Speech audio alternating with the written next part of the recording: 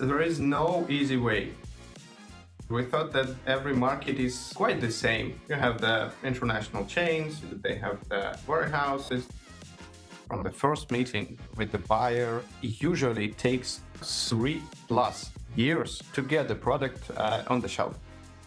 Hi, I'm Dmytro Shvets, your host at the Start Global Insights, where I interview experts from different countries about local business secrets and international expansion experience. Today, my guest is Vadym Gryshyn, co-founder of the Ukrainian brand snEco that produces crunchy cheese bites. And we will talk about their story to international markets. Hi, Vadym, and welcome to the show.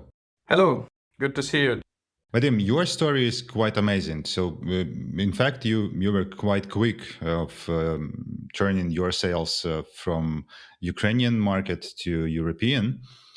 Could you give us some background about the company and the product and how you shifted from Ukrainian factory to European presence? Yeah, so story actually was not so short.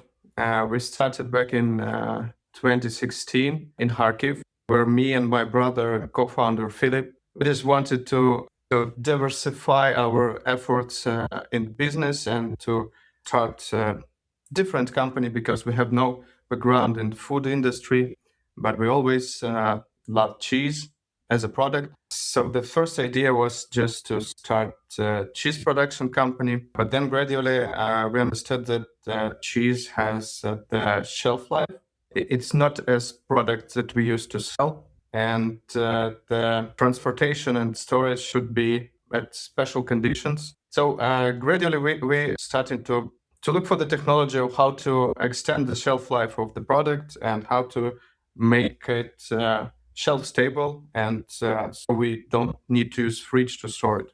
And gradually we found that the NASA in the late 60s, when they started to send people to outer space, and they found out that every kilo of the mass that we send into space is very expensive in terms of logistics. And that's why they started to think about how to put out all the water from the food, from the products. Mm-hmm. And at that time, they discovered the freeze drying, the lyophilization, they discovered microwave drying, and a bunch of technologies. So we look into it and fine tune one of the technologies, which is called microwave vacuum drying. So step by step, we actually reinvented the technology, which we then patented. And now we are using it to produce the best in the world cheese snacks, which is snEco. The brand name is snEco. And the product that we have now is actually a shelf-stable, crunchy cheese snack, which has the shelf life of 24 months, and we need no fridge to store it. And another benefit of the technology is that we don't need to use any preservatives, any colorants, or basically any additions to the product. So we have one ingredient, a raw, very clean label product, which contains the cheese only, but the cheese without the water. Great. Looks like you created a very interesting, healthy snack. And how did you manage to go to the idea to export this product? Yeah, so the idea of exporting actually was from the beginning of the company, but at that time we just started to developing the distribution in Ukraine. As I said before, we are not from the food industry, so it was interesting journey for us to understand every aspect of this market, of how things go. Yeah, but the export was, let's say, the next step. So we thought when we will establish the distribution in Ukraine, then we will think about other countries. So we worked on this several years, and then the full-scale war started. And as I told you, we are from the Kharkiv city originally. This is a city which is located east of Ukraine and was one of the first which were invaded by Russians. So we were forced to move our facility to the west of the country. We chose the Mukachevo city because we have some relatives there, and we just built the second factory, basically, another one. And Mukachevo is closer to the border, yes, to the European border. Yeah, Mukachevo is almost on the border, so 20 kilometers from the Slovakian border and from Romanian border from the other side. So yeah, we know from the beginning that our product is, let's say, worldwide accepted product. So it's not local product, some ethnic product. That's why the core idea was to put the product on every shelf of every market that we will be able to. It looks like you have been working that quite strategic, yeah. So you have been planning the international markets from the very beginning, and this was like a huge vision for you, yeah. So to be in every supermarket that you can reach to, and this visionary approach requires some strategic steps. What was the first step that you have made to be present in international markets? The first step was actually to, let's say, test the market, but not the market itself, but the buyers of the market. And the best way to do this is to go to some international exhibition to meet some buyers, buyers of the chains, buyers of the distribution companies, etc., and to get some feedback on the product. Because we as inventors, we as founders, we always love our products as the children, but other people could have other opinion on it. So Sure. yeah, that's why the first international exhibition was the Warsaw Food Expo in 2024 during the summer, if I'm not mistaken, and it was the first step outside the Ukraine to get the feedback. And the feedback was actually very good. So that's why we decided that our strategy for the export was a good idea. And the next step was to understand the mechanics of how can we actually export the product. But if we are talking about the food, there are some strict regulations and certifications and food safety standards, etc. So it's not so easy to export. And more of that, our product is not only the food product, but it is a animal byproduct. So it's made from cheese, which is made from the milk, which is made from cow. And that's why the regulation is even stronger in this area.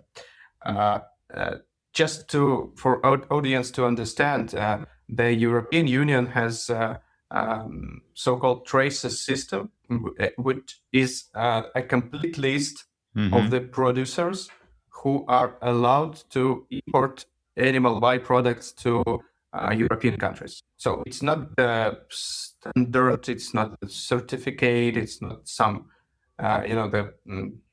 the list of rules that you need to follow to be able to import your product. It's just the complete list. So from Ukraine, for example, there are several dozens, I think, companies who are allowed to import products to European Union. And our company was the first one in whole Zakarpattia region who has this permission.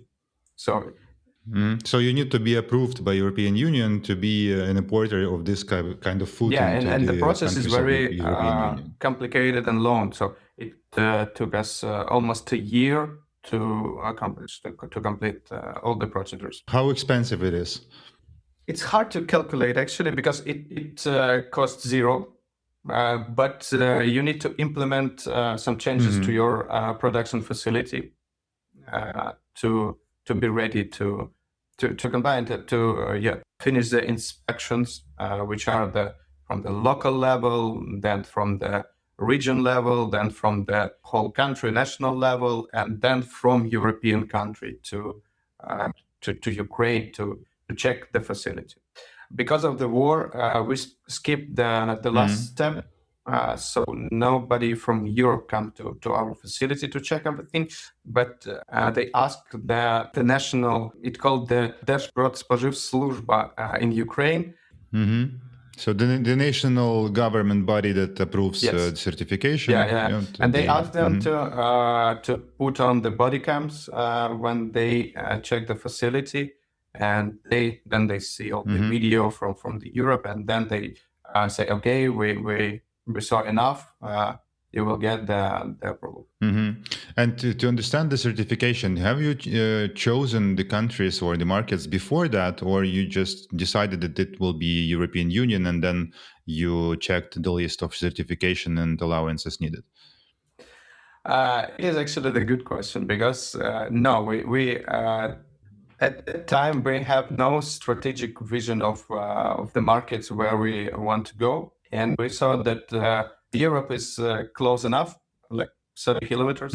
So let's start from that. If we do have all the knowledge that we get from the past years, I think maybe we will do the opposite. So we won't start from the European countries, and we'll look somewhere else where the certification is easier and where the competition is less, and where it would be easier to enter. So this process of choosing the focus market according to some criteria, and this criteria should be not only the market potential but also the easiness of entry. You would make this step before. So this is important to save time and money. Yes, of course. And talking more about this topic, you need to focus on some particular markets and not to make our mistake. Because again, as founders, we are always love the product, and we think that everybody will love it from the day one, and they will want to get it in any packaging, in any price, etc., etc. After we received this traces number, and even a little bit before that, we started to go to every international exhibition that we can. So it was Germany, it was Spain, it was France, it was Poland, it was Japan, it was some efforts to United States. So we just want to spread the product as much as we can. And again, turning my head around, I understand that it was a mistake, because we have for a couple of years we have no focus on the markets, and the markets are different. This is the key insight that we have. The markets are different, cultures are different, the structure of the market is different in different countries.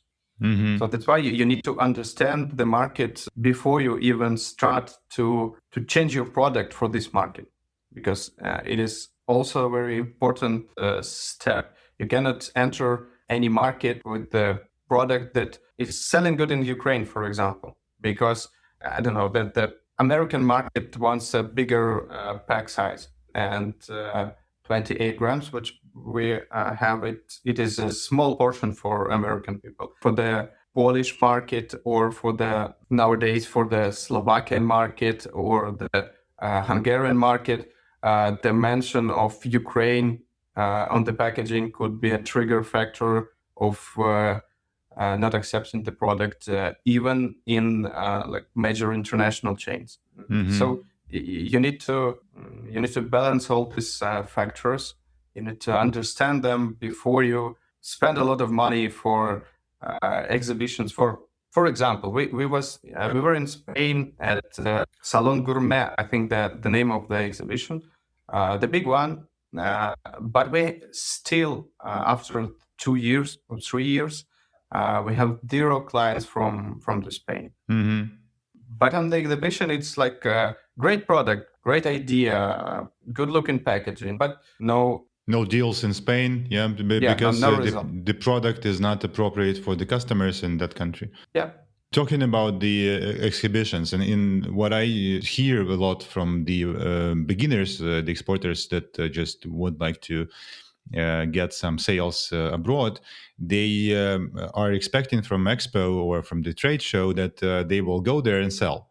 And from your experience that I hear, you spent several years going to different trade shows all over the world. And what is the situation there? Or what would you advise to exporters how to treat trade shows and how to make them the most efficient? Yeah, actually, I must admit that we were the same. So we think that we will sell at the first exhibition, at the second and the third.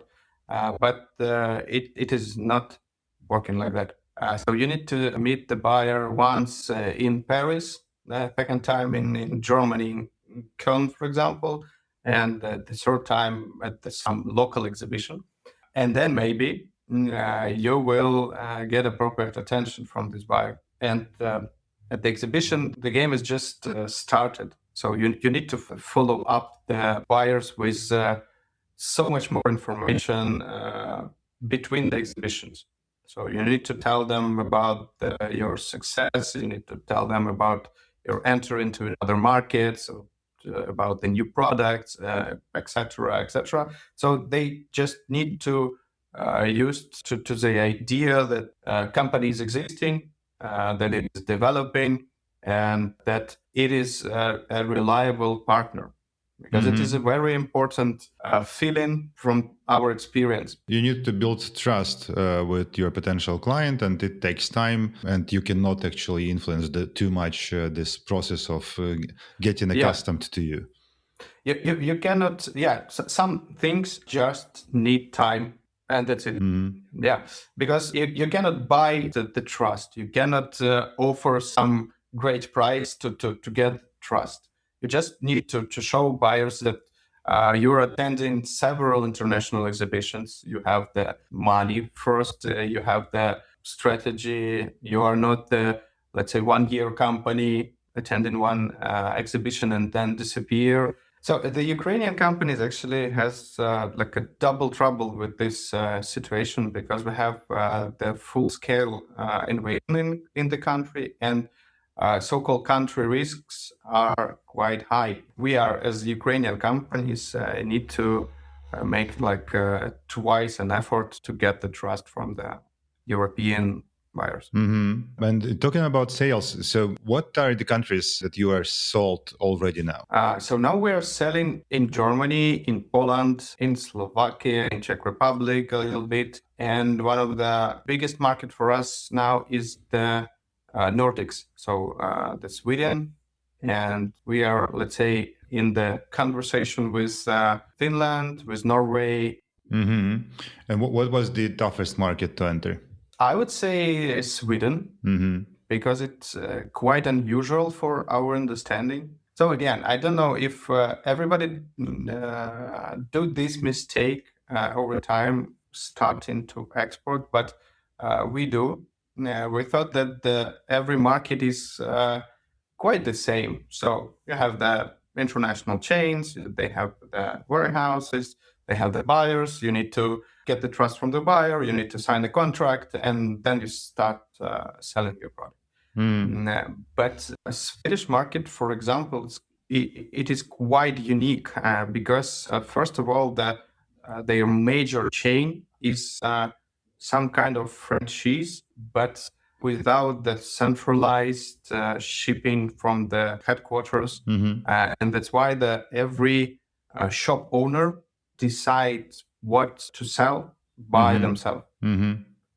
And that's why the importance of the distributor, of the distributor team and resources is so much more important than in other countries, because sales representative just need to take your product and take it to the shop, show it to the shop owner, and agree that this product will then sell in this particular shop. And they have like 1,500 shops across the board, across the country. So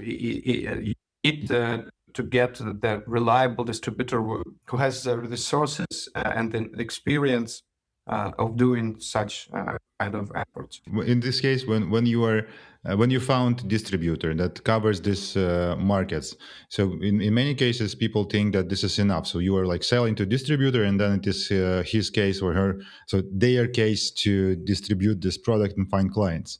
Looks like it is not. Yeah, so you need to see the whole value chain and speak with all stakeholders on the road to your consumer. Yeah. Sometimes you need to present the product in the meeting with the distributor and some representative of the chain, for example, and to describe your product, to tell your story, and to pursue the decision maker to make the decision. This is the one case. And another case, the sales are not ended when you send the product to the distributor. You need to be involved in the process of selling at places. For example, from our side, we're supplying the raw materials for tryout, where the people could come to the shop and try the product. Because again, our product is quite unique. It's hard to understand what is inside the package before you open it and try it. And that's why, from our experience, that the best way to show the product for the end customer is just to give it a try. Yeah, so from one point of view, uniqueness is very good because then you can attract more interest from chains to diversify and attract new customers. But from the other hand, you need to invest in market making to make the customer understand what is inside and how tasty it is, because without trying it is impossible. Okay, Vadym, so if we are talking about these countries and the sales process, I understand that still the trade shows are one of the sources for your customers. So the place to find your customers abroad is the trade show, but this takes quite a lot of time, and you need to meet your customers on several trade shows in different places, which means that you need to identify your customers beforehand. Yeah, so this is also about the focus, understanding where you will sell, what are the stakeholders, and who might be your client there, and then to follow your client and sell it through different trade shows.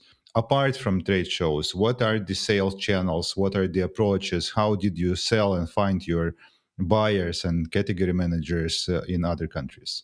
We use several techniques, let's say. It could be just LinkedIn, for example. You can just browse through the country of focus and identify the chains you want to enter, and then try to find some people from that site and try to contact them, then send the samples if they are interested, and then the process go.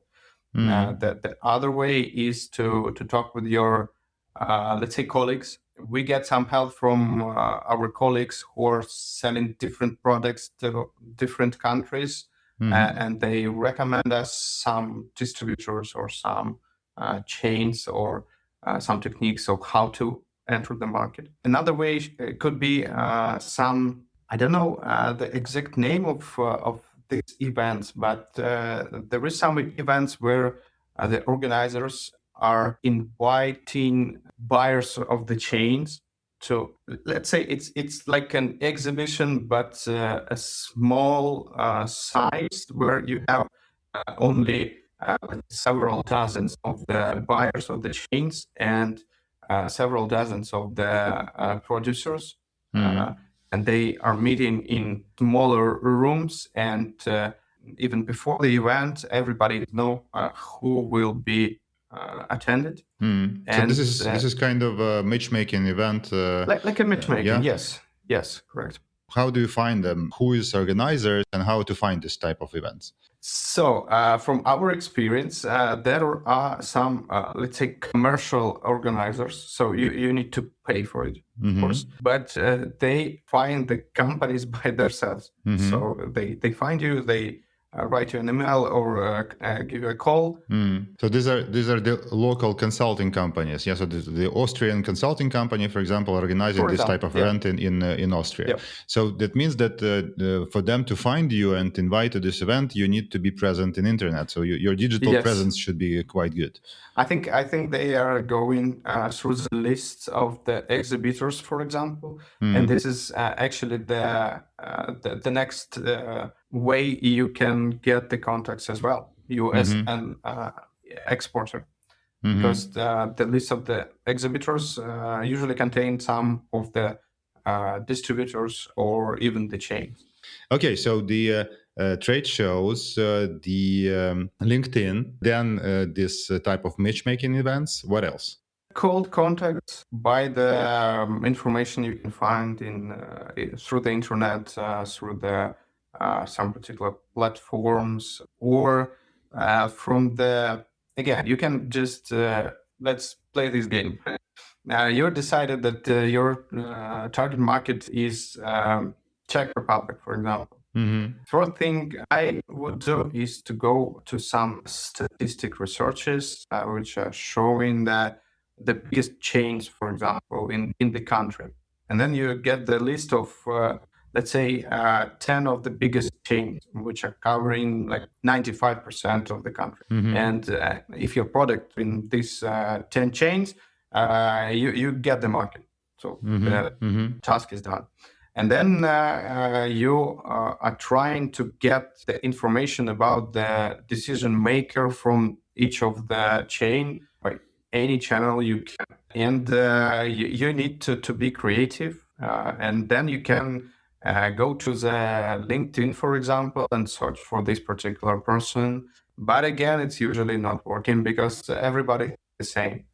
Next step you can do is to invite this person, for example, to your booth at the exhibition. Because if you're attending 3 major exhibitions in the food industry, which are the Anuga in Germany, Cial in France, and Food in United Arab Emirates, like 90% of the buyers of the big chains are visiting those kind of exhibitions. And you can try to just tell the person that you will have the booth there. And in the ideal world, you can even make an appointment and choose a time of meeting.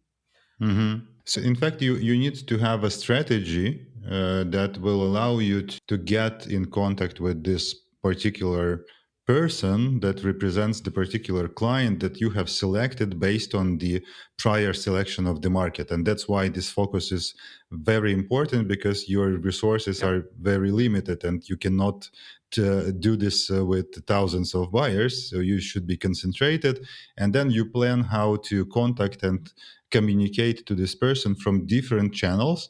And in some time, this communication turns into the meeting, and then the meeting turns into potential deal. Yes. Why it is so important? As we talked earlier, you can have, for example, only 10 major or 3 major chains in the whole country. And then it turns out that you have only 3 persons in the whole country that make the decision, will your product be in this country on the shelves of the 90% of the stores or not? And that's why you not need to find out and contact like several dozens or hundreds of people. There are only a limited group of people. And the other way to go to the market is not to start the communication with the chains, but start the communications with distributors. This is might be even easier way, because distributors usually have a signed contract with all the major chains, and the process will take less time. But again, all the distributors are receiving like hundreds and thousands of these commercial propositions from all over the world. And that the bigger distributor is, the more they receive this proposition. So you need to be creative.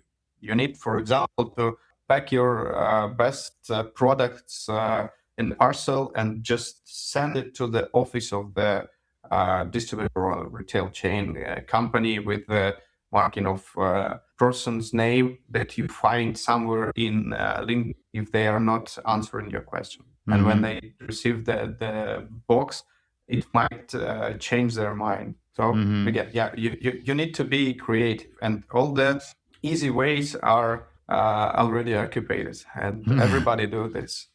So this is a long journey, and you should be prepared for this long journey, understanding your North Star, your vision, what you would like to achieve, and then do everything that will bring you closer to this North Star by concentrating and focusing your resources and contacting the proper client, etc.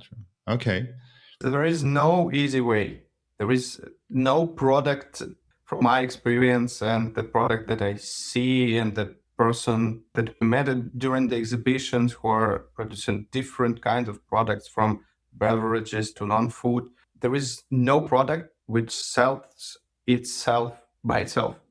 You need to make efforts, and you need to be patient, and everything needs time. Yeah, I think this is because not the product is bought. In this case, you are not selling to your consumers. And that's why the product itself could be the best product in the world, but the buyers from distributors or the category managers from chains, they're looking for a reliable long-term partner.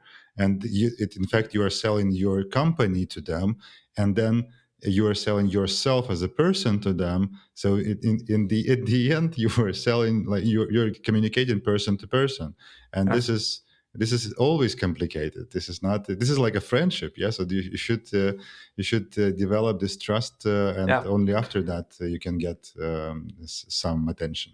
Absolutely agree. And even more, you can be a great person, great company. You can make trust with the buyers, and then you can sell them even not so good product. So that's why the product in that case might not be the king. Okay. And by the way, this like patience, it is what is very important at those Nordic markets. It was, again, one of the insights that we have from those markets.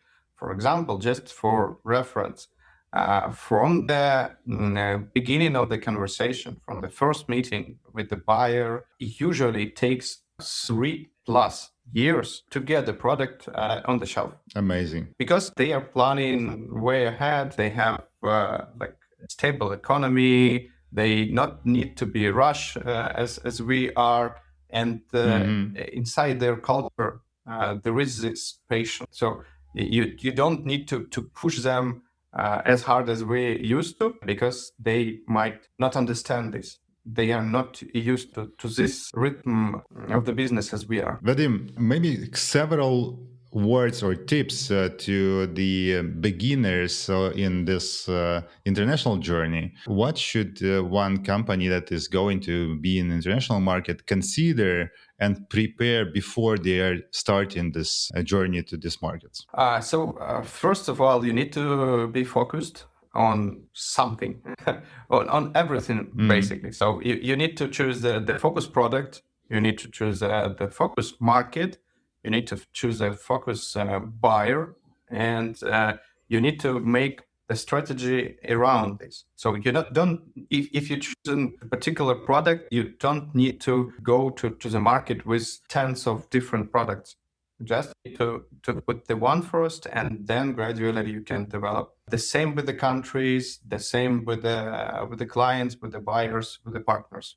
So you need to choose several, and you need to just knock on those doors week after week, month after month, year after year. And then after you sign the contract with some partner and the sales started, you need to go to exhibitions to talk with them, to show them your presence, to show them the novelties, the new products that you have, and just to again, build this trust, because from our experience, not only at the food market, there is no better way to develop the relationships between the partners as a personal meeting at the exhibition, for example. Because you can write hundreds of emails, you can have dozens of phone calls, but nothing compares with the personal. Great. Thank you, Vadym. I think this is really valuable to know for the beginners, and not only for the beginners, because in many cases I talk to experienced exporters and they do the same mistakes, not realizing that the systematic approach and consistency and long-term thinking is required in this international journey. So thank you for sharing your insights and your experience with our listeners. Thank you so much for having me here. Special thanks to all listeners who made it so far. And if you'd like this episode and you would like to get more insights on international expansion, please subscribe to the podcast so you don't miss the next episode.